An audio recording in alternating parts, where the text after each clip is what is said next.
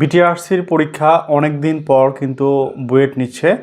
তো এই সার্কুলারটা কিন্তু অনেক আগে ছিল এবং পরীক্ষাটা হচ্ছে বুয়েট পাস্ট 2বার পরীক্ষা নিয়েছিল মিসড। তো যেহেতু বুয়েট পরীক্ষা নিচ্ছে, সো আমরা বলতেই পারি যে প্রশ্ন প্যাটার্ন কেমন হবে। এবং বিটিআরসির এই সার্কুলার যেহেতু কম্বাইন প্রশ্ন হবে, অর্থাৎ computer science and engineering, electrical and electronics engineering, সেই সাথে ইলেকট্রিক্যাল অ্যান্ড কমিউনিকেশন ইঞ্জিনিয়ারিং, এই টাইপের কম্বাইন ডিপার্টমেন্ট থেকে কিন্তু আবেদন করা গিয়েছিল। তো সুতরাং কোশ্চিনটা হবে কম্বাইন। বুয়েটের যে প্রিভিয়াস প্যাটার্নটা আছে, অর্থাৎ ডিপার্টমেন্ট 40 মার্ক এবং নন 60 মার্ক, এই প্যাটার্নই থাকবে এবং এই 40 মার্কের মধ্যে কম্বাইন কোশ্চিন থাকবে। তো কম্বাইন পরীক্ষা হলে আমরা অনেক সময় দেখতে পারি যে কিছু কিছু সাবজেক্ট আছে খুবই গুরুত্বপূর্ণ।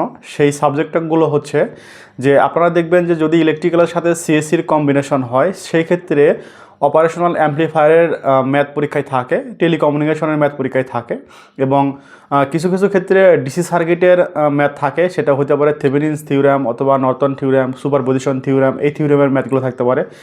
ট্রানজিস্টরের ম্যাথ থাকতে পারে, ট্রানজিস্টরের যে ডিভাইডার রুলসগুলো আছে, অর্থাৎ 4টে রুলসের মাধ্যমে যে ট্রানজিস্টরের অঙ্কগুলো করতে হয়, সেখান থেকে আসতে পারে।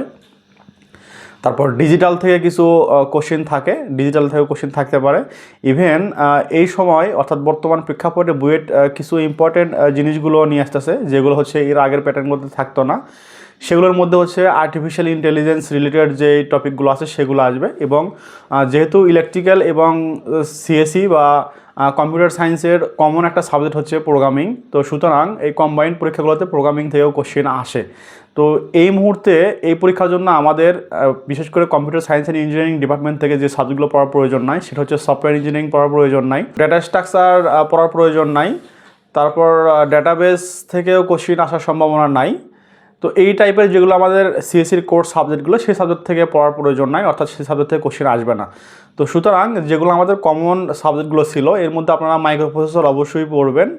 তো এইগুলো হচ্ছে ডিপার্টমেন্টের বিষয়গুলো। আর নন সবচেয়ে বড় কথা হচ্ছে আপনারা প্রিভিয়াস যে বুয়েটের পরীক্ষাগুলো হয়েছে, সেই বুয়েটের ননগুলো আপনারা পড়লে আশা করি নন ডিপার্টমেন্টটা ভালো করতে পারবেন। তো বেসিক্যালি এই হচ্ছে আপনাদের বুয়েট প্যাটার্নের যে আদ্যপান্ত কথা। তো সবার জন্য শুভকামনা রইল, সবাই ভালোভাবে পরীক্ষা দেবেন এই প্রত্যাশায় আসছি। ভালো থাকবেন সবাই, আসসালামু আলাইকুম।